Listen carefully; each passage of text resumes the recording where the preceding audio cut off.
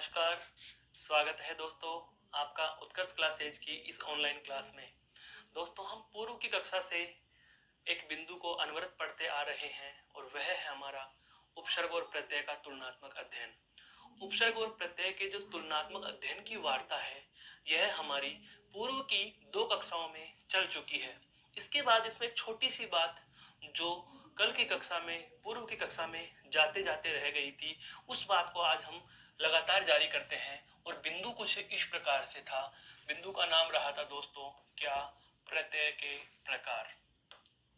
सबसे पहला प्रश्न यहीं से आपका बनता है क्या कि प्रत्यय के प्रकार कितने होंगे।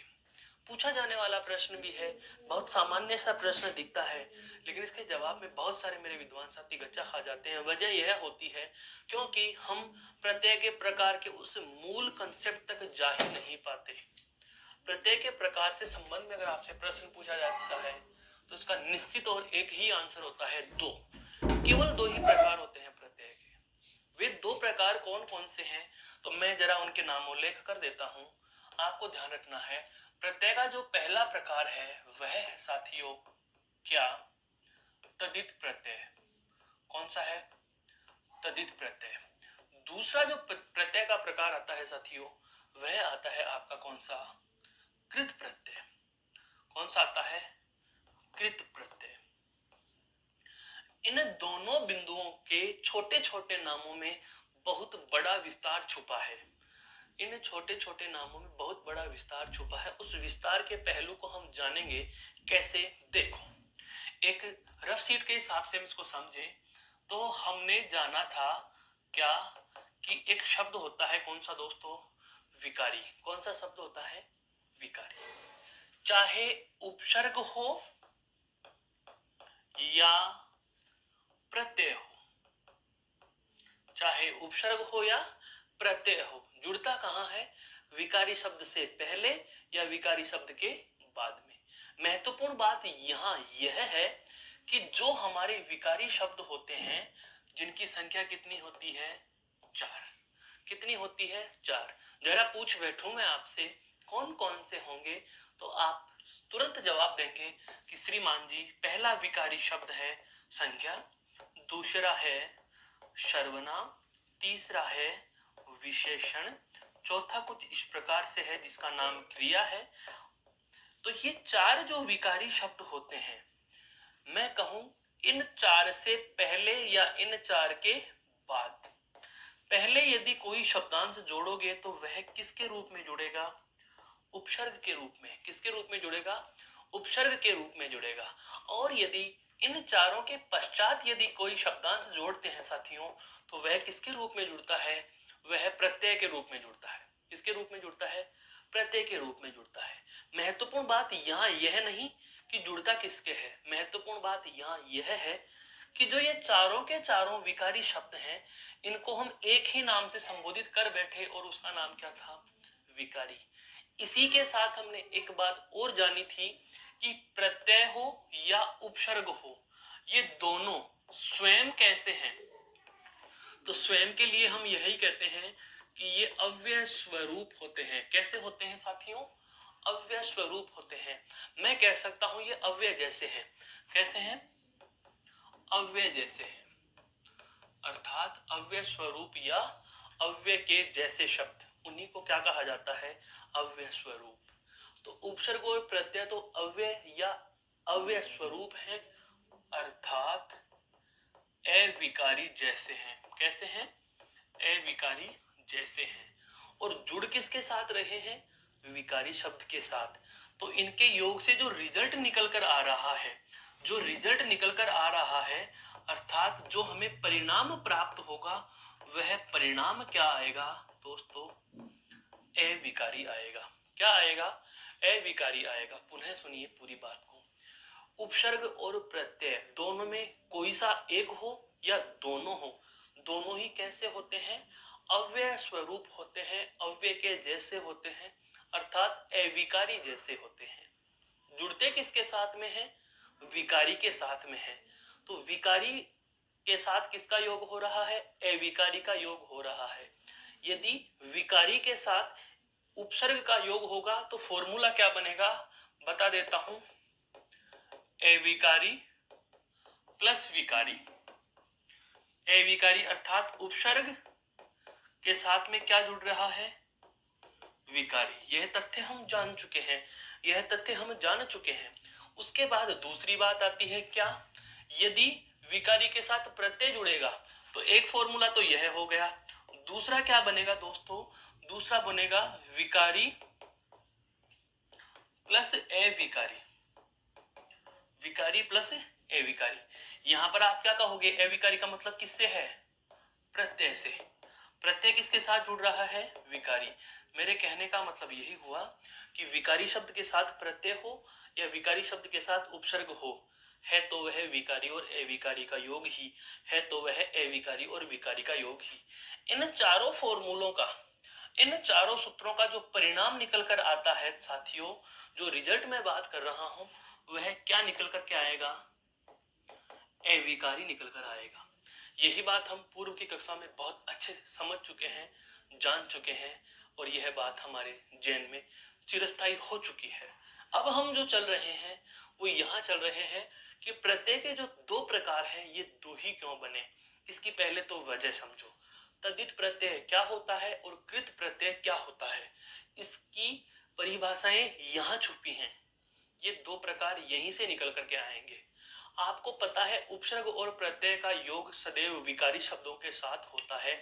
जैसा कि हम पूर्व की कक्षा के जब उपसर्ग और प्रत्यय का तुलनात्मक अध्ययन कर चुके थे, उस समय मैंने तथ्य नंबर 7 लिखवाया था कि इनका योग अर्थात उपसर्ग सदैव केवल और केवल विकारी शब्दों के साथ जुड़ते हैं या प्रत्यय केवल और केवल विकारी शब्दों के साथ जुड़ते हैं। ये बात हम पढ़ चुके हैं, समझ चुके हैं, जान चुके हैं। अब हम जो आरंभ कर रहे हैं कि प्रत्यय के केवल दो ही प्रकार क्यों बने, तो वो जानिए दोस्तों। थोड़ी देर के लिए प्रत्यय से पहले हम चलें कहा, विकारी शब्दों की यात्रा करने। तो विकारी शब्दों की संख्या कितनी मानी जाती है, 4। कितनी मानी जाती है, 4। अब इनको जरा गौर से समझो, मैं कहना क्या चाह रहा हूं। इन 4 के 4 विकारी शब्दों में संज्ञा और सर्वनाम, संज्ञा क्या होता है, किसी भी व्यक्ति का नाम, किसी भी वस्तु का नाम या किसी स्थान का नाम। किसी व्यक्ति वस्तु स्थान के नाम को क्या कहा, संज्ञा। किसी व्यक्ति वस्तु स्थान के नाम को क्या कहा, संज्ञा। मतलब यह हुआ कि दुनिया में जो भी है उसका नाम है, दुनिया में जो भी है उसका नाम है, और नाम को क्या कहा जाता है, संज्ञा कहा जाता है। मेरे कहने का आशय यही हुआ कि नाम अर्थात संज्ञा, नाम को ही क्या कहा गया है, संज्ञा कहा गया है। दुनिया के सब नाम संज्ञा है, चाहे वो मेरा खुद का नाम हो, चाहे वह आपका खुद का नाम हो, चाहे आपके साथी का नाम हो, चाहे किसी सजीव का नाम हो, निर्जीव का नाम हो, चल का नाम हो, अचल का नाम हो, स्थिर का नाम हो, गतिशील का नाम हो, अपरिवर्तनशील का नाम हो, परिवर्तनशील का नाम हो, जड़ चेतन, दृश्य अदृश्य, यथार्थ और भाव, किसी भी रूप में कोई चीज क्यों ना हो, सबका कोई न कोई नाम होता है, और उसी नाम को क्या दिया गया है, संज्ञा। उसी के बाद हम पढ़ते हैं कि संज्ञा के स्थान पर प्रयुक्त होने वाले शब्द क्या कहलाते हैं, सर्वनाम। संज्ञा क्या है, व्यक्ति वस्तु स्थान का नाम। तो मैं ये कहूं कि इनके स्थान पर आने वाला शब्द, इनके स्थान पर आने वाला शब्द क्या कहलाएगा, सर्वनाम कहलाएगा। संज्ञा के स्थान पर प्रयुक्त होने वाला शब्द क्या कहलाएगा, सर्वनाम कहलाएगा। दोनों चीजें क्लियर हो गई। और इन दोनों की विशेषता है, इन दोनों की विशेषता बताएं, समझना जरा। संज्ञा और सर्वनाम की विशेषता बताने वाला, संज्ञा और सर्वनाम की विशेषता बताने वाला वह क्या कहलाता है दोस्तों, विशेषण कहलाता है। क्या कहलाता है, विशेषण कहलाता है। मेरे कहने का आशय यह हुआ कि संज्ञा और सर्वनाम की विशेषता बताने वाला क्या कहलाएगा, विशेषण कहलाएगा। संज्ञा और सर्वनाम क्या है, तो संज्ञा है व्यक्ति वस्तु और स्थान का नाम, सर्वनाम क्या है, व्यक्ति वस्तु स्थान के नाम के स्थान पर प्रयुक्त होने वाले शब्द। बहुत एक महत्वपूर्ण से एक लॉजिकली बात बोल रहा हूं। सर्वनाम क्या है, संज्ञा के स्थान पर प्रयुक्त होने वाला नाम। मैं ऐसा नहीं बोलूंगा, मैं कहूंगा व्यक्ति वस्तु स्थान का नाम अर्थात संज्ञा। तो व्यक्ति वस्तु स्थान के नाम के स्थान पर प्रयुक्त होने वाले शब्द क्या है? सर्वनाम। और दोनों की, इन संज्ञा और सर्वनाम, इन दोनों की विशेषता बताने वाला क्या है? विशेषण। तो मेरे दोस्तों, इन तीनों का संबंध प्रत्यक्ष या अप्रत्यक्ष रूप से किससे है? नाम से है। किससे है? नाम से। बहुत अच्छे से जानना है इस बात को। जब तक ये अंतर समझ में नहीं आएगा हम आगे नहीं बढ़ पाएंगे। याद करिए एक ऐतिहासिक पहलू, जब हम बात कर रहे थे क्रिया के प्रकार की, किसके प्रकार की बात कर रहे थे? क्रिया के प्रकार की। प्रयोग व संरचना के आधार पर क्रिया के जब हम 6 या 8 प्रकार पढ़ते हैं तो दो नाम हमारे समक्ष उपस्थित होते हैं। एक नाम आता है दोस्तों नाम धातु क्रिया। कौन सी आती है? नाम धातु क्रिया। और दूसरा नाम आया था हमारे पास कृदंत क्रिया। क्या नाम आया था? कृदंत क्रिया। हो न हो, इन दोनों नामों का भी सीधा संबंध इन 4 नामों से ही है। इन 4 नामों से ही है। जिस समय मैंने आपके समक्ष क्रिया के प्रकार प्रस्तुत किए थे पूर्व की कक्षा में, तब हमने यह जाना था क्या कि नाम धातु जो क्रिया है वह संज्ञा, सर्वनाम और आपके विशेषण के प्रत्यय लगा देने से बनी है। संज्ञा, सर्वनाम और विशेषण के प्रत्यय लगा देने से बनी है। संज्ञा, सर्वनाम और विशेषण के प्रत्यय लगा देने से क्यों बनी है? तो इसके लिए भी हम जानेंगे दोस्तों क्या कि संज्ञा, सर्वनाम और विशेषण का अप्रत्यक्ष संबंध किससे होता है? नाम से होता है। किससे होता है? नाम से होता है। क्यों होता है? पुनः जान लीजिए। संज्ञा क्या होता है? व्यक्ति, वस्तु और स्थान का नाम। संज्ञा क्या होता है? व्यक्ति, वस्तु और स्थान का नाम। और इनके स्थान पर आने वाला शब्द क्या होता है? सर्वनाम। तो जाहिर सी बात है इन दोनों का मतलब किससे हुआ? नाम से। और विशेषण क्या है? इन दोनों की विशेषता बताने वाला। तो जाहिर सी बात है संज्ञा, सर्वनाम और विशेषण ये तीनों कौन से वर्ग के हो गए? तो इन तीनों के लिए अगर आपसे पूछा जाए तो आप ये कहेंगे कि इन तीनों का कौन सा वर्ग हो गया? ये तीनों नाम वर्ग के हो गए। कौन से वर्ग के हो गए दोस्तों? नाम वर्ग के हो गए। समझ में आया? तो नाम वर्ग के हो गए, नाम से क्रिया बनाई, उसको हमने नाम धातु नाम दिया था। शेष रही क्रिया किससे बन गई थी? कृदंत से। तो ये जो क्रिया के 2 प्रकार थे, ठीक उसी प्रकार से हमारे प्रत्यय के भी हमारे समक्ष 2 ही प्रकार उपस्थित हो रहे हैं। एक नाम आया तदित प्रत्यय और दूसरा नाम आ गया कृत प्रत्यय। तदित प्रत्यय और कृत प्रत्यय कहां से निकलेंगे? कि संज्ञा, सर्वनाम और विशेषण अर्थात तीनों जो नाम हैं, इन नाम के जुड़ने वाला, इन नामों के जुड़ने वाला प्रत्यय के जुड़ने वाला प्रत्यय, नामों के जुड़ने वाला प्रत्यय। नाम कौन कौन है भाई? नाम है संज्ञा, नाम है सर्वनाम और नाम है विशेषण। तो संज्ञा, सर्वनाम और विशेषण के प्रत्यय जुड़े। अब आप ये कहोगे कि इन 4 के प्रत्यय क्यों जुड़ते हैं?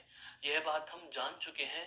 केवल प्रत्यय विकारी शब्द के साथ जुड़ेगा, उपसर्ग केवल विकारी शब्द के साथ जुड़ेगा। विकारी शब्दों की कुल संख्या हमें पता है 4। 4 में से कितने ले लिए मैंने? 3। 3 कौन कौन से? संज्ञा, सर्वनाम और विशेषण। तीनों का संबंध किससे है? नाम। तो नाम के जुड़ने वाला प्रत्यय एक श्रेणी का हो गया। ये तीनों एक श्रेणी में आ गए। और क्रिया के जुड़ने वाला प्रत्यय अलग हो गया। क्रिया के जुड़ने वाला प्रत्यय है, क्रिया के जुड़ने वाला प्रत्यय। तो क्रिया के जो जुड़ने वाला प्रत्यय जो होता है दोस्तों, उस प्रत्यय को कहा जाता है कृत प्रत्यय। क्या कहा जाता है? कृत प्रत्यय। तो दूसरा नाम कौन सा था? तदित। तदित हो जाएंगे संज्ञा, सर्वनाम और विशेषण के जुड़ने वाले प्रत्यय। संज्ञा, सर्वनाम और विशेषण के जुड़ने वाले प्रत्यय। मेरे कहने का आशय यह है कि आप इस प्रत्यय के प्रकार की परिभाषा को रटने से पहले एक बार इस कंसेप्ट को समझें कि प्रत्यय के 2 ही प्रकार क्यों बने। 2 ही प्रकार इसलिए बने क्योंकि विकारी शब्दों की केवल 2 श्रेणियां होती हैं। एक श्रेणी हो गई कार्य का बोध कराने वाली, अर्थात कार्य का होना या करना बताने वाले शब्द अर्थात क्रिया। और एक है नाम का बोध कराने वाले शब्द। नाम का बोध कराने वाले जो शब्द हैं उनमें नाम आते हैं संज्ञा, सर्वनाम और विशेषण। और क्रिया है किससे बनी है? धातु से। तो नाम की श्रेणी अलग हो गई और क्रिया की श्रेणी अलग हो गई। नाम वाली श्रेणी जो है वह कौन से प्रत्यय में जाएगी दोस्तों? तद्धित में। कौन से में चली जाएगी? तद्धित में। और क्रिया वाली श्रेणी कौन से में चली जाएगी? कृत में। अब आते हैं हम इसकी परिभाषा पर। तो सबसे पहले यदि आपको प्रत्यय के प्रकार पूछे दो, तो दोनों के नाम लिखेंगे। सबसे पहला नाम आप लिखिए क्या? तद्धित प्रत्यय। सबसे पहला नाम आप लिखिए दोस्तों कौन सा? तद्धित प्रत्यय। दूसरा नाम आप लिखिए दोस्तों कृत प्रत्यय। दूसरा नाम क्या लिखेंगे? कृत प्रत्यय। अब हम एक एक की परिभाषा लिखना आरंभ करेंगे। तो सबसे पहला मैं लिख रहा हूं क्या? तद्धित प्रत्यय। तद्धित प्रत्यय क्या होता है? सुनना जरा गौर से, उसके बाद लिख लेंगे आप। क्या? वे प्रत्यय जो संज्ञा, सर्वनाम व विशेषण शब्दों के साथ, वे प्रत्यय जो संज्ञा, सर्वनाम व विशेषण शब्दों के साथ जुड़कर नया शब्द बनाते हैं,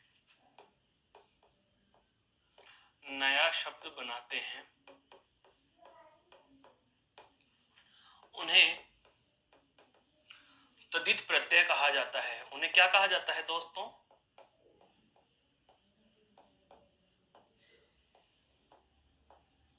तद्धित प्रत्यय कहा जाता है। उन्हें क्या कहा जाता है? तद्धित प्रत्यय कहा जाता है। मेरे कहने का आशय यह हुआ कि ऐसे प्रत्यय जो केवल नाम पदों के साथ जुड़ रहे हैं। नाम का मतलब अभी हमने जाना है। नाम का मतलब है संज्ञा से, सर्वनाम से और विशेषण से। इन तीनों को कौन सी श्रेणी में रखा है? नाम के। क्यों? दुनिया के सब नाम संज्ञा, इनके स्थान पर आने वाला शब्द सर्वनाम। तो संज्ञा और सर्वनाम दोनों एक चीज हो गई, और इन दोनों की विशेषता बताने वाला क्या है? विशेषण। तो ये तीनों नाम श्रेणी के पद हैं, और नाम श्रेणी के पद अर्थात संज्ञा, सर्वनाम और विशेषण शब्दों के साथ जुड़कर नया शब्द बनाते हैं। ऐसे प्रत्ययों को क्या कहा जाता है?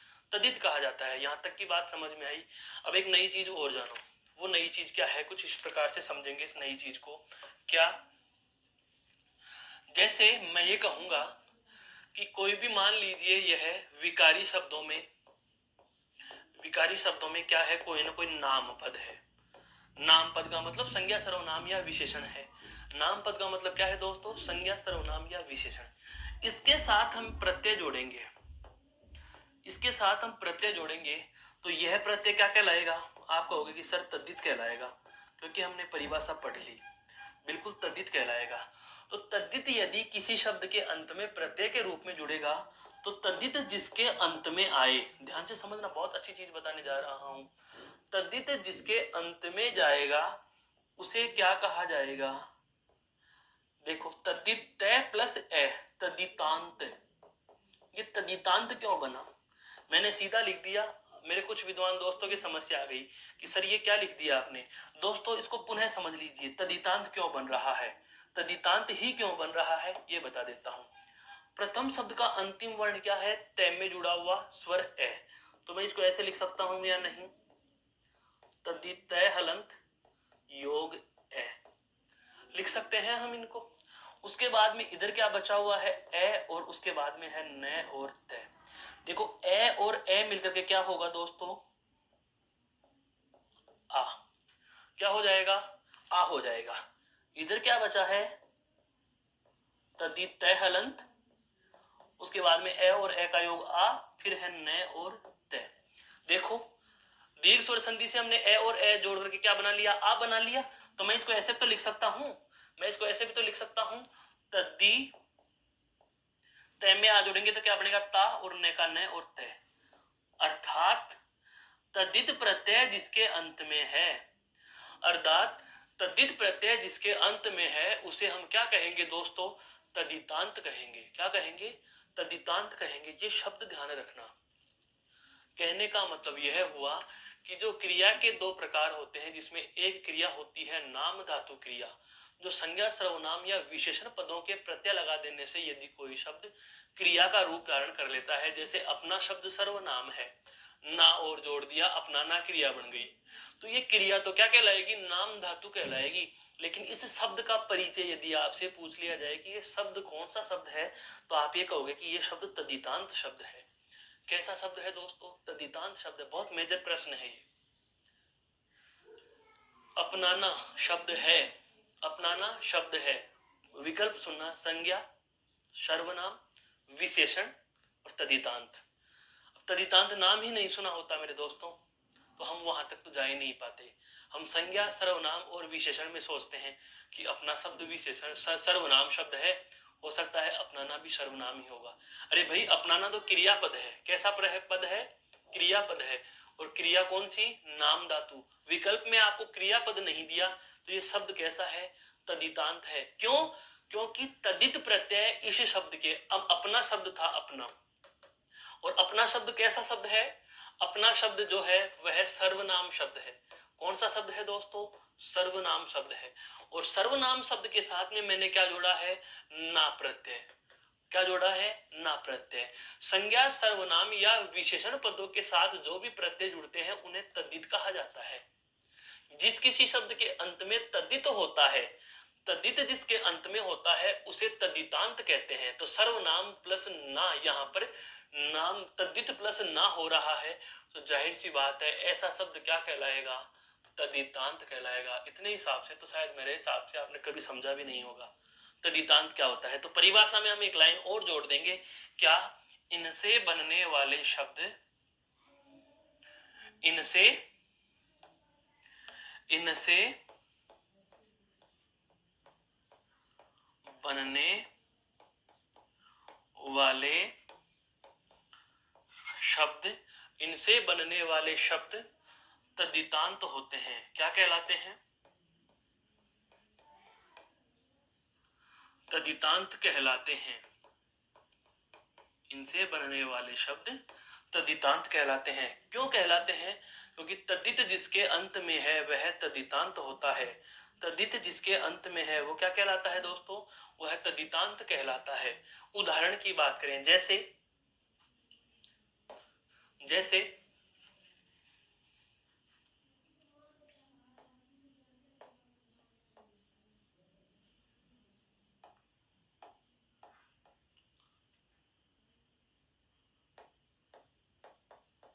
सोना योग आर और शब्द बनता है सुनार। सोना योग आर बराबर क्या बनता है, सुनार। बहुत ध्यान से सुनना इस चीज को, सब समझ में आएगा। सोना क्या है दोस्तों, एक धातु का नाम है। क्या है, धातु का नाम है। और धातु का नाम है तो जाहिर सी बात है मैं इसे क्या कहूंगा, संज्ञा शब्द। क्या कहूंगा, संज्ञा शब्द। आर क्या है यहां पर, प्रत्यय। आर क्या है यहां पर दोस्तों, प्रत्यय। सुनार क्या बना है, बना शब्द। ये क्या है दोस्तों, बना शब्द। परिभाषा पे रहो, जो प्रत्यय संज्ञा, सर्वनाम व विशेषण शब्दों के साथ जुड़कर नया शब्द बनाते हैं, ऐसे प्रत्यय क्या कहलाते हैं, तद्धित। पहला प्रश्न प्रत्यय में पूछा गया, सुनार शब्द में कौन सा प्रत्यय है, सुनार शब्द में कौन सा प्रत्यय है, तो पहला प्रश्न का उत्तर हो जाएगा क्या, तद्धित प्रत्यय। क्या हो जाएगा, तद्धित प्रत्यय। एक बात।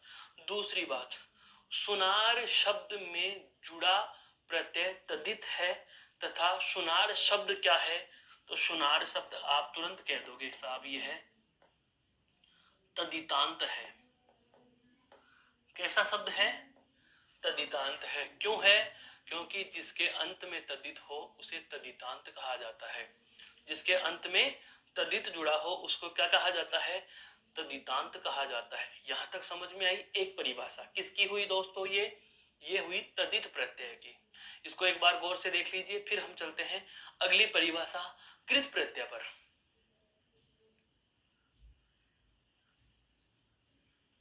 देखो हमें पता चल चुका क्या कि संज्ञा सर्वनाम और विशेषण नाम से संबंधित है और इनसे जुड़ने वाले प्रत्यय क्या कहा, तद्धित। अब बात आएगी किसकी, क्रिया की। क्रिया का मूल रूप क्या होता है दोस्तों, यह प्रश्न पूछा भी गया है।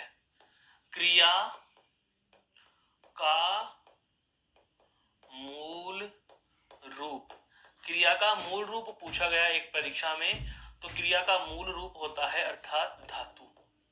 क्यों, हम जब क्रिया पढ़ते हैं तब पहली लाइन में यह सुनते हैं क्या कि संस्कृत की धातुओं में ना प्रत्यय जोड़ देने से, संस्कृत की धातुओं में ना प्रत्यय जोड़ने से जो नया शब्द बनता है हिंदी में उसे क्रिया नाम से संबोधित किया जाता है। तो क्रिया का मूल रूप क्या है, धातु है, अर्थात क्रिया किससे बनी, धातु से बनी। अब आती है बात क्या, कृत प्रत्यय की। तो देखो नाम से जुड़ने वाले प्रत्यय तो क्या हो गए, तदित।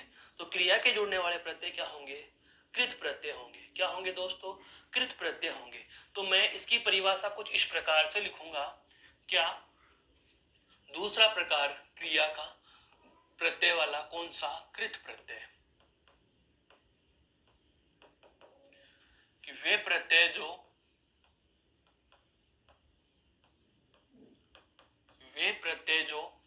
क्रिया के,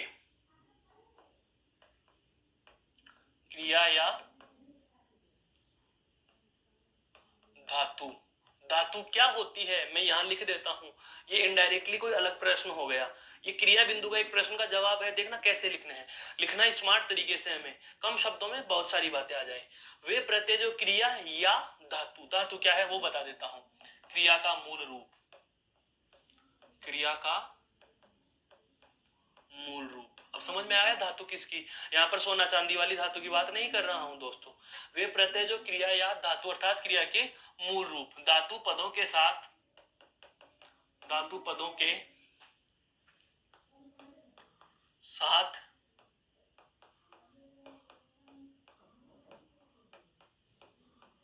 जोड़े जाते हैं। वे प्रत्यय जो क्रिया या धातु पदों के साथ जोड़े जाते हैं उन्हें कृत प्रत्यय कहा जाता है, उन्हें कृत प्रत्यय कहा जाता है, उन्हें कृत प्रत्यय कहा जाता है। समझ में आया, क्रिया पदों के या क्रिया के मूल रूप अर्थात धातुओं के साथ जुड़ने वाले जो भी प्रत्यय होते हैं, तो मैं यही कह दूंगा कि संस्कृत की धातु से हम ना प्रत्यय जोड़कर जो भी क्रिया बनाते हैं, तो क्रिया शब्द भी अपने आप में एक कृत प्रत्यय का उदाहरण हो गया। समझ में आया, क्रिया शब्द भी अपने आप में एक कृत प्रत्यय का उदाहरण है। क्यों, क्योंकि इसमें हम धातु के ना प्रत्यय जोड़ते हैं, और नियम यही कह रहा है, परिभाषा यही कह रही है कि क्रिया या क्रिया के मूल रूप अर्थात धातु पदों के साथ जुड़ने वाले प्रत्ययों को कृत प्रत्यय कहा जाता है। अब बात आती है कि साहब कृत प्रत्यय तो इनको कह दिया, जिस प्रकार से तदित प्रत्यय जुड़ने वाले शब्द को तदितांत कहा था, ठीक उसी प्रकार से कृत प्रत्यय जिसके अंत में जुड़ता है उसे क्या कहा जाएगा, तो ये बात और जानो। यह बात हम कुछ इस तरीके से जानेंगे, क्या कि हमारे पास क्या था, विकारी शब्द, और विकारी शब्द के साथ में हमने क्या जोड़ा है दोस्तों, प्रत्यय। विकारी शब्द के रूप में हमारे पास क्या है, क्रिया, क्रिया के साथ जुड़ रहा है क्या, प्रत्यय। तो ऐसा प्रत्यय क्या कहलाता है, कृत। क्या कहलाता है, कृत। और कृत जिसके अंत में जुड़ता हो, कृत जिसके अंत में जुड़ता हो, तो ऐसे शब्द क्या कहलाएंगे, ऐसे शब्द क्या कहलाएंगे, यह हमें जानना है। तो ऐसे शब्द ध्यान दीजिए, यह क्या है, तय वर्ग का अंतिम वर्ण या तय वर्ग का प्रथम वर्ण। तो हम कहें व्यंजन संधि में जाएंगे दोस्तों, एक व्यंजन संधि है।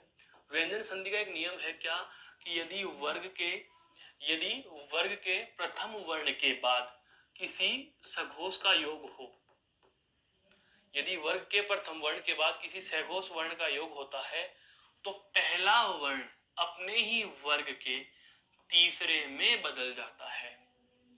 व्यंजन संधि का पहला ही नियम, यदि वर्ग के प्रथम वर्ण के बाद, यदि वर्ग के प्रथम वर्ण के बाद किसी सघोष वर्ण का योग होता है, तो पहला वर्ण अपने ही वर्ग के तीसरे में बदल जाता है। अब बात यह आ जाती है कि सहघोष कौन कौन से होते हैं। तो ध्यान दीजिए, वर्णमाला की बात करें, स्वर और व्यंजनों की बात करें, तो मैं बता रहा हूं सहघोष। सहघोष कौन कौन से होते हैं दोस्तों? प्रत्येक वर्ग का तीसरा, प्रत्येक वर्ग का चौथा और पांचवा वर्ण। प्रत्येक वर्ग का तीसरा, चौथा और पांचवा वर्ण। जब हम वर्ण विचार या वर्ण व्यवस्था पढ़ते हैं तब इस बात पर हमारा बहुत अच्छे से प्रकाश डाला जाता है, बहुत ज्यादा जोर रहता है कि सघोष अघोष हमें याद हो। घोष का मतलब होता है गूंज या आवाज का कंपन करना, प्राणवायु का कंपन के साथ बाहर निकलना। तो जिस वर्ण के उच्चारण में आवाज कंपन ज्यादा करती है, गूंजती ज्यादा है, उसे सघोष वर्ण कहा जाता है। और ऐसे वर्णों की हिंदी में अगर आपसे कुल संख्या पूछी जाए, बिल्कुल, यदि ऐसे वर्णों की कुल संख्या पूछी जाए तो 31 होते हैं, 30 प्लस 1। अभी बता देता हूं कौन कौन से होंगे। तो प्रत्येक वर्ग का तीसरा, चौथा और पांचवा वर्ग कितने होते हैं? 5। प्रत्येक वर्ग में से 3-3 ले लिए तो 5 गुना 3 बराबर 15, तो ये हो गए। इसके साथ साथ आपका अंतस्थ वर्ग पूरा, य, रे, ले और व। और ऊष्म वर्ग का अंतिम वर्ण कौन सा है? तो 15 और 5 कितने हो गए दोस्तों? 20। इसके साथ साथ सभी स्वर, सभी स्वर भी क्या होते हैं? सहघोष होते हैं। और स्वरों की संख्या कितनी होती है? 11 है। कितनी होती है? 11 है। तो 15 और 5 20 और 11 31। कितने हो गए सहघोष वर्ण? कुल 31। हिंदी में सहघोष की संख्या पूछे तो कितने बताने हैं? 31 बताने हैं। नियम क्या है व्यंजन संधि का? पहला वह सुनिए, यदि किसी भी वर्ग के प्रथम वर्ण के बाद वर्ग कितने हैं? 5। कौन कौन से हैं? मैं वो वर्ग भी बता देता हूं दोस्तों, वर्ग जान लो। वर्ग 5 कौन कौन से हैं? क वर्ग है, च वर्ग है, ट वर्ग है, त वर्ग है और प वर्ग है। किसी भी वर्ग के प्रथम वर्ण के, अब इन सभी वर्गों का प्रथम वर्ण यही तो होगा। क वर्ग का पहला वर्ण क, च वर्ग का च, ट वर्ग का ट, त वर्ग का त और प वर्ग का प। प्रत्येक वर्ग के प्रथम वर्ण के बाद यदि, ध्यान से सुनना, सघोष का योग हो पांचवे के अलावा, कौन सा छोड़कर? पांचवा छोड़कर कोई भी सघोष जुड़े। हाँ, यह संधि में बहुत अच्छे से समझा रखा है, आपको देखना समय मिले तब संधि का वीडियो। क्या कि यदि वर्ग के प्रथम वर्ण के बाद पांचवे के अलावा किसी भी सहघोष का, क्योंकि पांचवा यहाँ पर गिना है ना, सहघोष में होता है, तो इस पांचवे के अलावा, अब सभी वर्गों का पांचवा, तो कितने वर्ण छोड़ दिए? 5। कुल 31 में से 5 छोड़ दो, शेष कितने रहे? 26। 26 कौन कौन से रह गए? वर्ग का तीसरा और चौथा, अर्थात 5 दूनी 10। और इसके अलावा ये, रे, ले, वे और है, 5 ये हो गए। कितने हो गए? 10 और 5 15, प्लस 11 के 11 क्या आपके? स्वर। तो 15 और 11 कितने हो गए? 26। इन 26 में से कोई भी वर्ण यदि योग करता है तो यह पहला वर्ण अपने ही वर्ग के तीसरे में बदल जाएगा। पहला वर्ण अपने ही वर्ग के तीसरे में बदल जाएगा। अब इधर आ जाओ, यहां पर ध्यान दीजिए, ये तय वर्ग का पहला वर्ण तय हमें दिख रहा है और उसके बाद किसका योग हो रहा है? ए वर्ण का। ए वर्ण में सहघोष, स्वर सहघोष है, अर्थात वर्ग के पहले वर्ण के बाद सहघोष का योग हो रहा है, तो पहला वर्ण अपने ही वर्ग के तीसरे में बदलेगा, अर्थात तय के स्थान पर क्या बन जाएगा दोस्तों? दय वर्ण आदेश हो जाएगा। इधर क्या बचा था? क्री। तय का बना दिया दय और आगे लिखा हुआ है अंत। क्या लिखा हुआ है? अंत। सबको जोड़ो, क्री का तो क्री, दय में ए जोड़ेंगे तो दय पूरा हो गया, आगे न और तय, अर्थात शब्द क्या बना? कृदंत बना। शब्द क्या बना? कृदंत बना। ये देखो, क्रिया के प्रकार में दूसरा प्रकार कौन सा आता है दोस्तों? कृदंत क्रिया आती है, अर्थात ऐसी क्रियाएं जिसके अंत में कृत प्रत्यय जुड़ा हो उसे हम कृदंत क्रिया कहते हैं। उसे हम क्या कहते हैं? कृदंत क्रिया कहते हैं। मेरे दोस्तों, ये बहुत अच्छी सी चीज थी, छोटी सी बात को बताने के लिए कितना सारा विवरण हमने लिया। यह बात अब समझ में आ चुकी होगी कि जब मैं यह लिख दूं परिभाषा में क्या कि तदित प्रत्यय के योग से बनने वाले शब्द तदितांत होते हैं, तो आप बताइए क्या हम यह नहीं लिख सकते क्या कि इन प्रत्ययों के योग से बनने वाले शब्दों को कृदंत कहा जाता है? तो लिखेंगे अब इसमें क्या,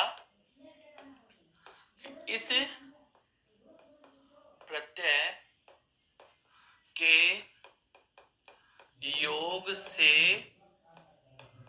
बने शब्द कृदंत कहलाते हैं। इस प्रत्यय के योग से बने शब्द क्या कहलाते हैं दोस्तों? कृदंत कहलाते हैं। क्या कहलाते हैं? कृदंत कहलाते हैं। जैसे जैसे चल शब्द है, चल, इसके आगे मैंने जोड़ा कर प्रत्यय, शब्द क्या बना? चलकर। शब्द क्या बन गया? चलकर। चल एक धातु रूप है, कर प्रत्यय है, चलकर शब्द बना, तो ये शब्द तो क्या कहलाएगा? शब्द तो क्या कहलाएगा? कृदंत। और अगर आपको प्रत्यय का प्रकार पूछ ले तो क्या कह दोगे? कृत प्रत्यय। क्या कह लोगे? कृत प्रत्यय। क्या कह दोगे? कृत प्रत्यय। दोनों चीजें समझ में आ गई क्या? कि प्रत्यय के प्रकार कितने? दो, तद्धित प्रत्यय और कृत प्रत्यय। तद्धित क्या होता है आपके समक्ष है, और दूसरा अभी अभी हमने जान लिया कि कृत प्रत्यय क्या होता है। तो कृत प्रत्यय होते हैं वे प्रत्यय जो क्रिया या क्रिया के मूल रूप अर्थात धातु पदों के साथ जुड़कर नया शब्द बनाते हैं, उन्हें हम कृत प्रत्यय कहा जाता है, या उन्हें हम कृत प्रत्यय कहेंगे। और इनके योग से बने शब्द क्या कहलाते हैं दोस्तों? तो इनके योग से बनने वाले शब्दों को कृदंत कहा जाता है। क्या कहा जाता है? कृदंत कहा जाता है। यहां तक की बात समझ में आ गई? एक बार इस स्लाइड को गौर से देख लीजिए, फिर हम आगे बात करते हैं।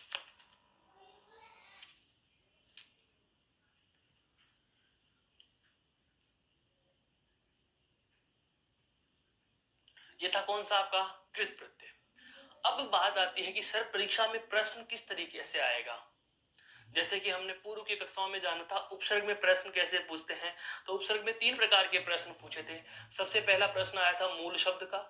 दूसरे प्रकार का प्रश्न आता है संधि पद देकर के विच्छेद करवा लेगा और मूल शब्द या उपसर्ग पूछ लेगा। तीसरा आता है एकाधिक उपसर्ग वाले पद। ऐसे ही प्रत्यय में प्रकार पूछे अगर आपसे प्रश्नों के, तो प्रश्नों के प्रकार के ऊपर हम चर्चा करेंगे, उसके साथ साथ फिर कुछ एक विशेष प्रत्ययों पर भी हमारी चर्चा होगी। तो पहले हम चलते हैं इसके विशेष प्रत्ययों पर।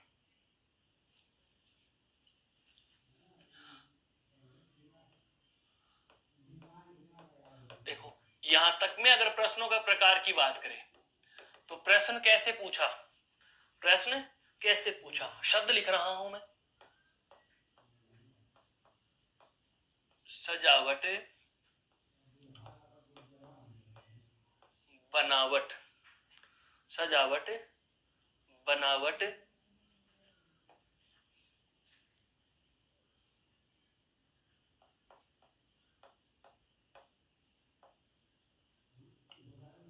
चिकनाहट,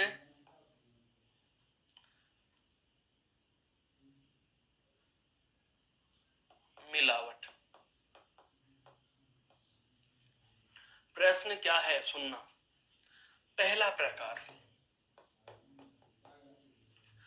दिए गए शब्दों में भिन्न प्रत्यय कौन सा है? भिन्न प्रत्यय वाला शब्द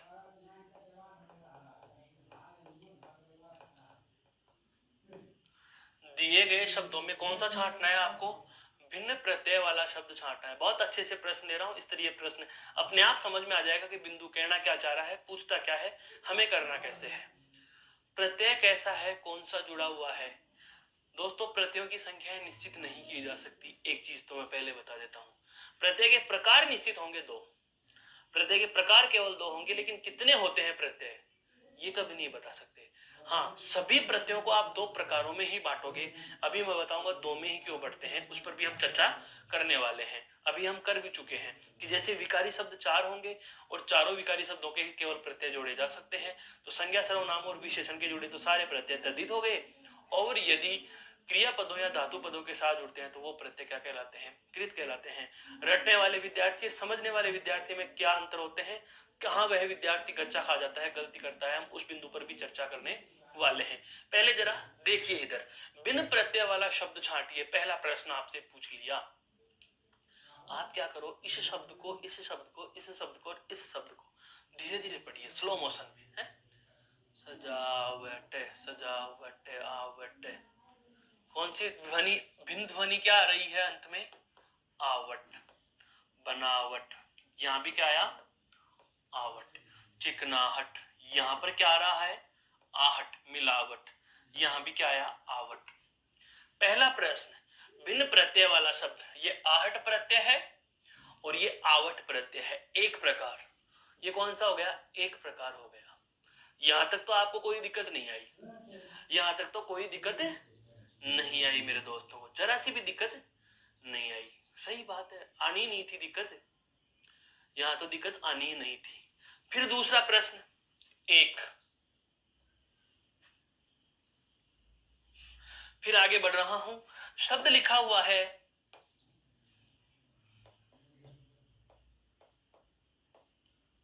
मिठाई, शब्द लिखा हुआ है लड़ाई, शब्द लिखा हुआ है लिखाई,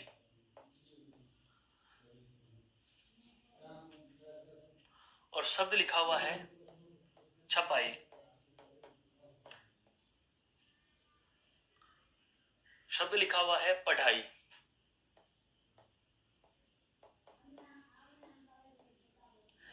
प्रश्न क्या है वो जानो। अब प्रश्न समझना, प्रश्न है भिन्न प्रत्यय वाला शब्द छांटिए, भिन्न प्रत्यय वाला शब्द छांटिए। भिन्न प्रत्यय वाला शब्द छांटो। अब आप फिर क्या करोगे, सर ने कहा था धीरे धीरे पढ़ना, बिल्कुल पढ़ो, धीरे धीरे पढ़ो आप इनको। मिठाई, यहां क्या निकल कर आया, आई। लड़ाई, यहां भी क्या निकल आया, आई। लिखाई, यहां भी क्या प्रत्यय है भाई, आई। यहां भी क्या प्रत्यय है, आई। और यहां भी प्रत्यय क्या है दोस्तों, आई। ये लो जी, भिन्न प्रत्यय कहां से छाटेंगे, सर ने तो दिमाग खराब कर दिया। प्रश्न ही कुछ ऐसा पूछ लिया कि प्रत्यय तो सभी में एक जैसा है, और प्रश्न ये कह रहा है भिन्न प्रत्यय छाटो। भाई छाटेंगे कहां से, बिल्कुल दोस्तों इसमें भी भिन्न प्रत्यय है। अब यहां पढ़ने और रटने वाले विद्यार्थी में अंतर आ जाएगा। अगर कोई विद्यार्थी यह रट के चला गया, अब इस बात पर गौर करना, अगर मेरा कोई विद्वान या विदुषी बहन अगर यह पढ़ के चला गया या रट के चला गया कि आई प्रत्यय तद्धित होता है, केवल तद्धित होता है, तो भाई मीठा, यहां पर देखो मिठाई में मूल शब्द क्या है दोस्तों, इनके मूल शब्द में भिन्न रंग से लिख रहा हूं। इसका मूल शब्द क्या है, मीठा। इसका मूल शब्द क्या है, लड़ना। इसमें मूल शब्द है लिखना। इसमें मूल शब्द क्या है, छपना या छापना। इसमें मूल शब्द क्या है, पढ़ना। अगर आई प्रत्यय को आप यह कहो कि यह केवल तद्धित प्रत्यय है, तद्धित का मतलब संज्ञा, सर्वनाम या विशेषण के जुड़ने वाला है, तो आप उससे यह पूछना कि यहां तो ये क्रिया के जुड़ा हुआ था। फिर वो ये कहते हैं मैं तो कहने में भूल गया, आई प्रत्यय तो मेरे अनुसार सदैव क्या होगा, कृत प्रत्यय होगा।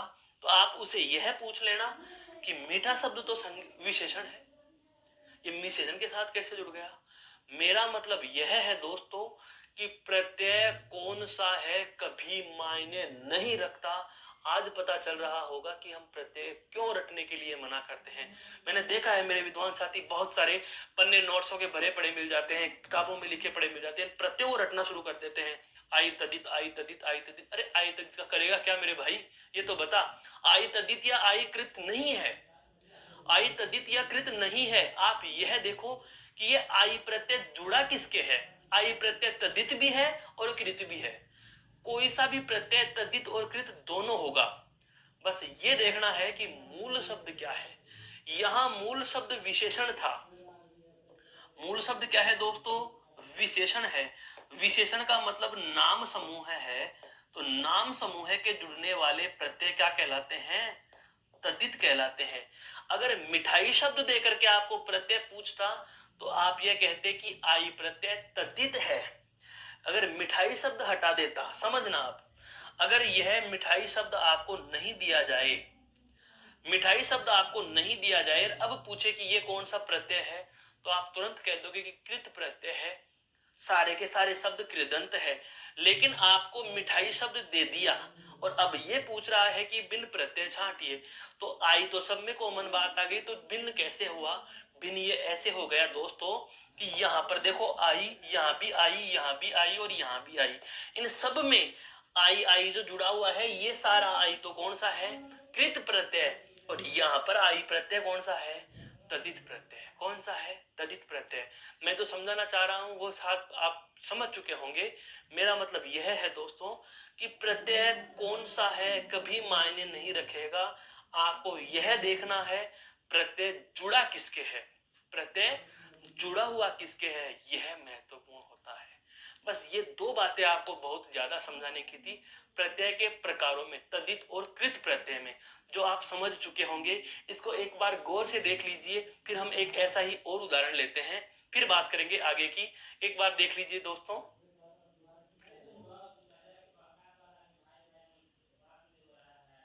अब देखो अगली बात, इसी में अगली बात एक और जान लेते हैं। मैं शब्द लिख रहा हूं कुछ,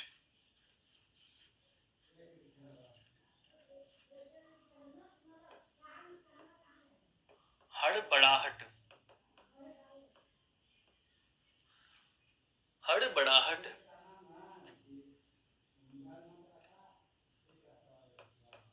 घबराहट, हड़बड़ाहट, घबराहट, बिल्कुल है। और एक शब्द लिख दिया गया चिकनाहट।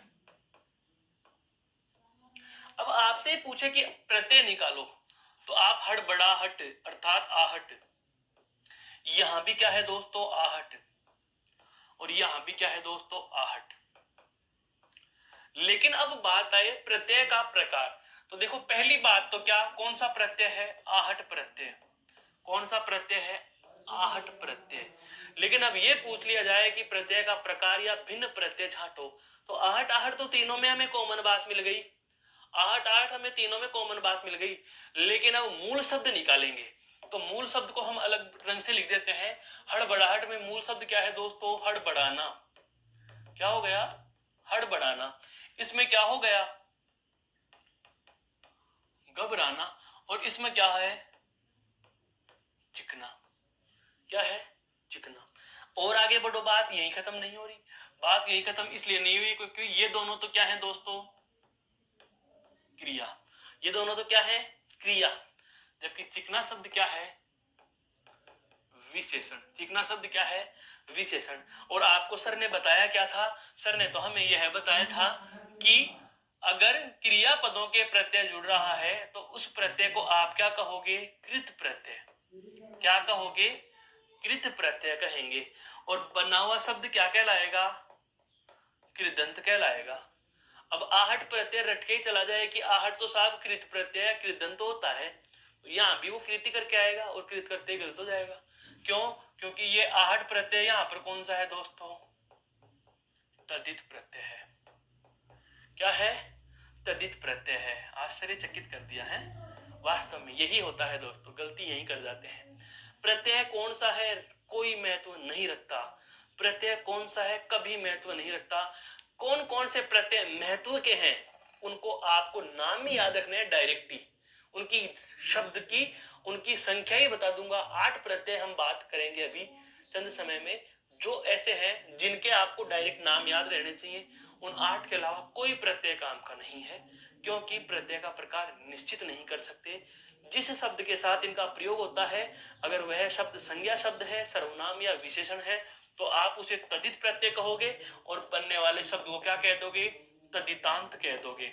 और यदि यही प्रत्यय आपके किसी क्रिया या धातु पद के साथ जुड़ा हुआ है तो आप उसे कृत प्रत्यय कह दोगे और बनने वाला शब्द क्या कह जाएगा, कृदंत कहलाएगा। क्या कहलाएगा, कृदंत कहलाएगा। आशा करता हूं यह वाली बात भी आपके समझ में आ गई। इसे एक बार और गौर से देख लीजिए, फिर हम बात करेंगे दोस्तों विशेष प्रत्ययों की।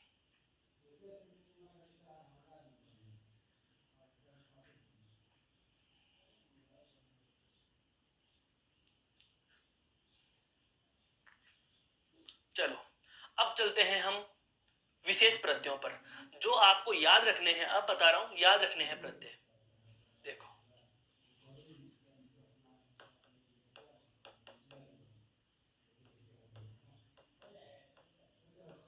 इनको विशेष क्यों कहा, वह बात भी समझ में आएगी। इनको विशेष क्यों कहा यह बात भी समझ में आएगी। दोस्तों सुनते चलो। जब हम प्रत्यय पढ़ना आरंभ कर रहे थे, जब हम प्रत्यय पढ़ना आरंभ कर चुके थे, उस समय मैंने आपको बताया था कि प्रत्यय के योग से संधि पद बनाए नहीं जा सकते, केवल और केवल उपसर्ग के योग से ही संधि पद बनाए जा सकते हैं। पुनः सुनिए, प्रत्यय के योग से संधि पदों का निर्माण नहीं होता, उपसर्ग के योग से संधि पदों का निर्माण होता है। उपसर्ग के योग से संधि पदों का निर्माण होता है, एक बात। दूसरी महत्वपूर्ण बात मैंने यह भी बताई थी कि प्रत्यय के योग से सामासिक पद बनाए जा सकते हैं,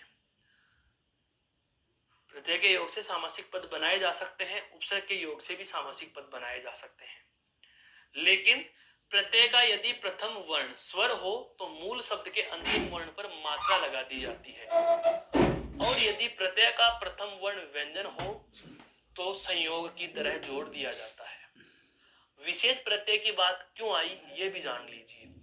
ये विशेष प्रत्यय ऐसे हैं कि जब किसी शब्द के साथ इन विशेष प्रत्ययों को जोड़ा जाता है तो पीछे तो जो मात्रा लगनी है या संयोग होना है वो तो होगा ही होगा, लेकिन मूल शब्द के प्रथम वर्ण में भी ये बदलाव कर देते हैं, उसके स्वर में परिवर्तन कर देते हैं, इसलिए इनको विशेष कहा जाता है।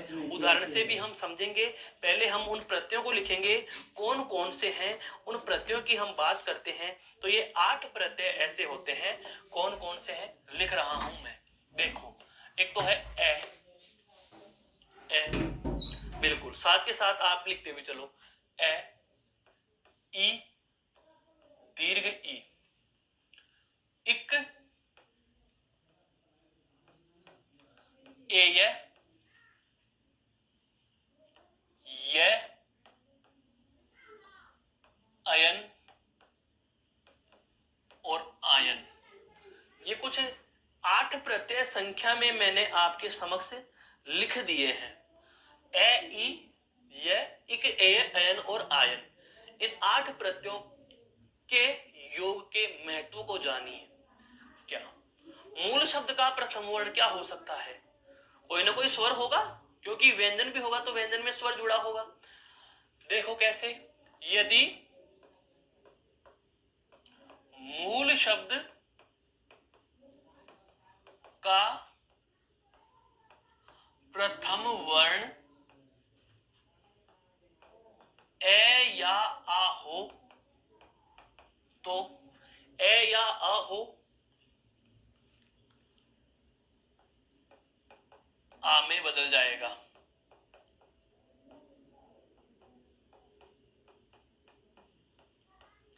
कैसे? उदाहरण से समझो दोस्तों इसको, उदाहरण से। जैसे शब्द है समाज और प्रत्यय जोड़ दिया इक, इनमें से एक है ये रहा इक। समाज और समाज में प्रत्यय कौन सा जोड़ा मैंने? इक प्रत्यय जोड़ा। नियम तो ये कह रहा था कि प्रत्यय का यदि प्रथम वर्ण स्वर हो तो मूल शब्द के अंतिम वर्ण पर ई की मात्रा लगा देंगे, लेकिन यहाँ ई की मात्रा लगा देने से काम नहीं चल रहा। मूल शब्द का प्रथम वर्ण यदि ए या आ हो तो आ में बदल जाएगा। यहाँ पर आ होता तो आ रह जाता, लेकिन ए है, ए को भी किसमें बदलेंगे? आ में। अर्थात से की जगह क्या कर देंगे? सा। से की जगह क्या कर देंगे? सा। आगे क्या लिखा हुआ है? मा। वही नियम, प्रत्यय के प्रथम वर्ण स्वर की मूल शब्द के अंतिम वर्ण पे मात्रा लगाओ, तो जय पे ई की मात्रा जी और के। तो समाज प्लस इक बराबर क्या बन गया? सामाजिक। क्या बन गया? सामाजिक। और शब्द लिख देता हूं, स्वस्थ प्लस ये। दोस्तों क्या बनेगा? देखो स्व में क्या जुड़ा हुआ है? ए, तो देखो क्या बन जाएगा? स्व वाह। वे की जगह क्या हो जाएगा? वाह। आगे क्या लिखा हुआ है? से, थे और ये। शब्द क्या बन गया? स्वास्थ्य। शब्द क्या बन गया? स्वास्थ्य। पहली बात ए और आ की। अभी पूरे 11 स्वरों की बात करेंगे। एक बार इस स्लाइड को गौर से देख लीजिए, फिर हम अगली बात पर चलते हैं।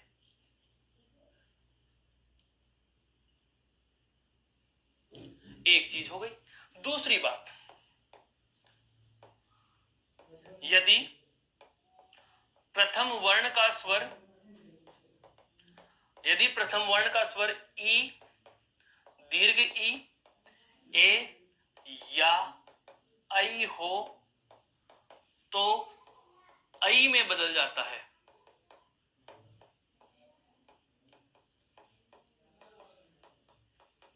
अर्थात ई होगा तो भी आई बनेगा, दीर्घ ई होगा तो भी आई बन जाएगा, ए होगा तो भी आई बन जाएगा, और आई होगा तो आई रहेगा। ठीक है, जैसे ई का उदाहरण लेते हैं, ई का, हाँ, इतिहास योग इक, शब्द क्या बनेगा दोस्तों, ई की जगह क्या बनाएंगे, आई, तो ये लो जी आई। ती हा से में लघु ई की मात्रा तो सी और कह, ऐतिहासिक है। शब्द देखो दीर्घ ई का, ईश्वर में ये जोड़ो, ये इन्हीं में से है। शब्द क्या बन जाएगा, ऐश्वर्य, क्या बन जाएगा दोस्तों, ऐश्वर्य। एक, एक में ये जोड़ो, क्या बनेगा, एक के, क्या बनेगा, एक के बनेगा, एक के। दोनों बातें समझ में आई, एक बार देख लीजिए गौर से, फिर चलते हैं हम आगे। अभी तो हम 4 और 2 6 स्वर ही जान पाए हैं, अभी तो 6 स्वर ही जान पाए हैं, 4 और 2 6, अभी 5 की और बात कर लेते हैं। आगे देखो, तीसरी बात, यदि प्रथम वर्ण का स्वर उ, ऊ, ओ या औ हो तो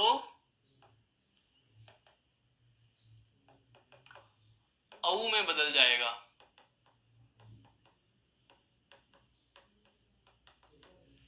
कैसे बदलेगा, देखो, जैसे उदार प्लस ये, ऊ की जगह क्या बनेगा दोस्तों, औ, तो क्या लिखेंगे यहां पर, औ, दा रे ये, औदार्य है।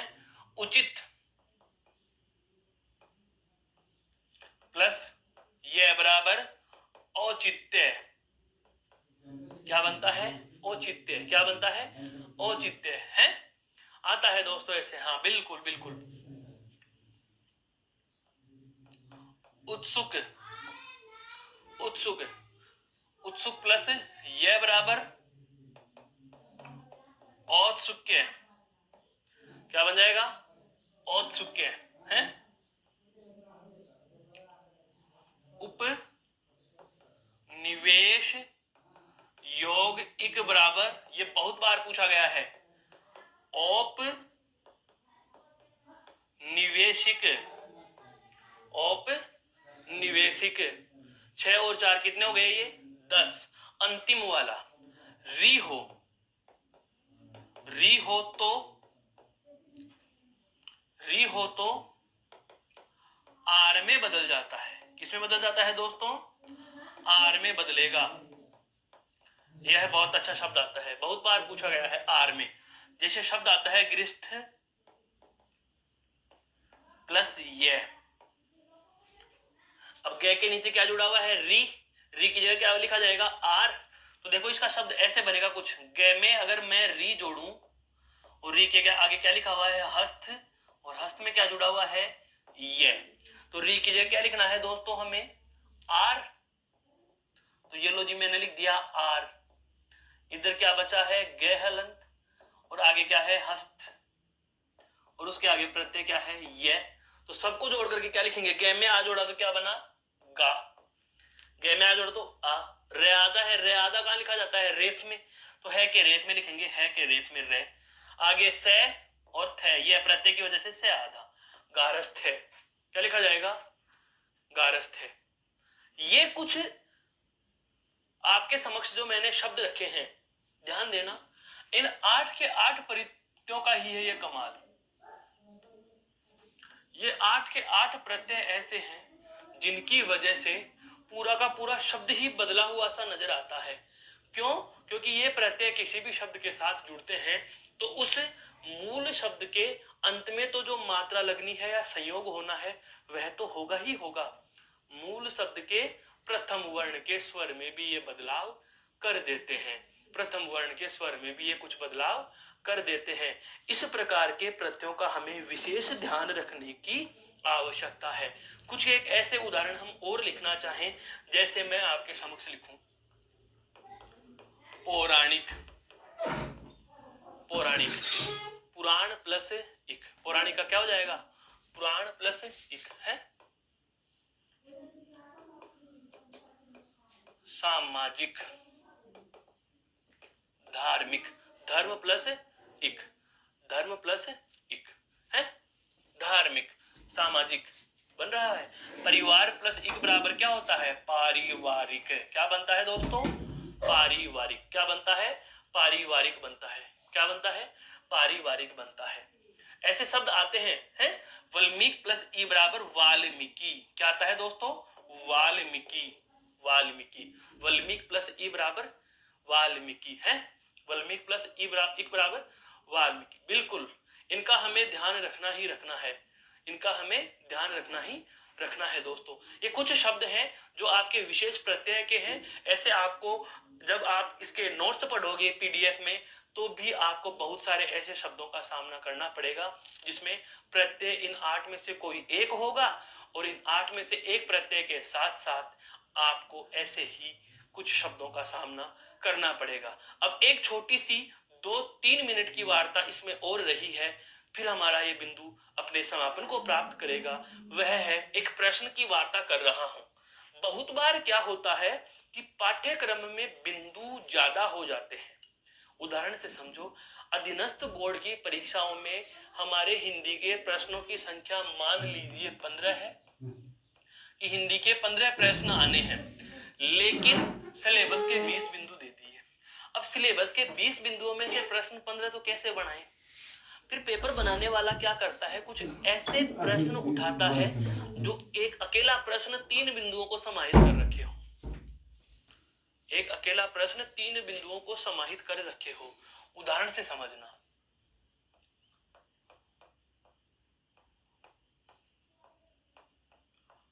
पूर्वोपनिवेशिक, पूर्वोपनिवेशिक। बहुत बार इस प्रश्न का सामना विद्वान साथियों आप लोगों को करना पड़ा है। प्रश्न इसमें से क्या बनता है, इसमें से पहला शब्द प्रश्न बनता है संधि बताइए। इसमें से दूसरा प्रश्न बनता है क्या, मूल शब्द बताइए। इसमें से तीसरा प्रश्न बनता है दोस्तों प्रत्यय बताइए। इसमें चौथा प्रश्न बनता है इसमें से उपसर्ग बताइए। शब्द एक, प्रश्न अनेक। और इसमें से अंतिम जो महत्वपूर्ण प्रश्न बनता है वह बनता है जो बिल्कुल व्याख्याता भर्ती परीक्षा प्रथम श्रेणी अध्यापकों की जो होने वाली है, उसमें ऐसे प्रश्न बहुत बार आते हैं। क्या, इसका शाब्दिक विच्छेद, संधि विच्छेद नहीं पूछा हूं मैं, इसका क्या पूछा है, शाब्दिक विच्छेद। अर्थात वर्ण विन्यास करना है, शब्दों का टुकड़ा करना है, सही शब्द का टुकड़ा करना है। बस यह काम खत्म करने के बाद हमारा बिंदु पूरा हो जाएगा। क्या, पूर्वोपनिवेशिक का मतलब क्या हुआ, पूर्व प्लस औपनिवेशिक। यह तो दोस्तों इसका सबसे पहला जो मैंने किया संधि विच्छेद, सबसे पहले जो मैंने किया वह क्या किया दोस्तों, इसका संधि विच्छेद। और इसमें संधि कौन सी है, इसमें संधि कौन सी है, तो दोस्तों ध्यान रखना, इसमें आपको संधि ए और ओ मिलकर के औ हो रहा है। संधि कौन सी हो जाएगी, बिल्कुल ध्यान रखना है आपको, है दोस्तों, ध्यान रखना है। संधि तो कौन सी ले लेंगे इसमें, वृद्धि। कौन सी ले लेंगे, वृद्धि संधि। दूसरा प्रश्न, मूल शब्द अभी निकाल के दूंगा, प्रत्यय अभी पता चलेगा, उपसर्ग अभी पता चलेगा, और शाब्दिक विच्छेद। अब करते हैं इसके टुकड़े। पूर्व एक पता चल गया, औपनिवेशिक को तोड़ना शुरू करो। औपनिवेशिक को तोड़ोगे तो क्या निकलेगा, उपनिवेश योग इक। फिर इस उपनिवेश को तोड़ना शुरू करेंगे तो क्या हो जाएगा, उपयोग निवेश। फिर निवेश का टुकड़ा करेंगे तो क्या हो जाएगा, नि योग वेश। अब हमारे पास अंतिम टुकड़ा प्राप्त हो गया, मूल शब्द। तो क्या हो गया, वेश। मूल शब्द क्या हो गया, वेश। अगर आपको पूछा है क्या इसने प्रत्यय, तो वेश के आगे देखो क्या लिखा है, केवल हमने इक। तो इक क्या है इसमें? प्रत्यय। इक क्या है दोस्तों? प्रत्यय। उपसर्ग पूछे तो देखो उपसर्ग पूर्व छाटा, उप छाटा और नी, इनका क्रम भी पूछ सकता है, ऐसे भी लिख दे उप नी और पूर्व, तो गलत हो जाएगा। पहला उपसर्ग सबसे पहले लिखो, तो सबसे पहला कौन सा आया? पूर्व। पूर्व के बाद आपने क्या हटाया? उप। उप के बाद आपने क्या हटाया? नी। और शाब्दिक विच्छेद यदि पूछे तो इसको आप वी आकार में लिख देंगे। किस में लिखेंगे? वी आकार में लिखेंगे। वी आकार कैसे? यूं लिखोगे आप इसको, यूं इधर से ऊपर से लिखते आओ और लास्ट तक लिखते चलो। कैसे? पूर्व प्लस उप प्लस नी प्लस वेश प्लस इक। यह इसका शाब्दिक विच्छेद हुआ। समझ गए होंगे मैं कहना क्या चाह रहा हूं दोस्तों। यह था आपका उपसर्ग और प्रत्यय का एक मिला जुला प्रश्न का नमूना। ऐसे प्रश्न आपको, ऐसे उदाहरण आपको बहुत सारे नोट्सों में मिल भी जाएंगे। तो आशा करता हूं ये प्रत्यय के जो प्रकार की बात आज हमने शुरू की थी यह आपको बेहद समझ में आई है। इसमें फिर भी अगर आपके जहन में कोई शंका या समस्या हो तो आप बेझिझक कमेंट करके पूछ सकते हैं। अब फिर से मिलेंगे हम किसी नए बिंदु के साथ, नए टॉपिक के साथ, नई कक्षा में। तब तक के लिए धन्यवाद। जय हिंद, जय भारत।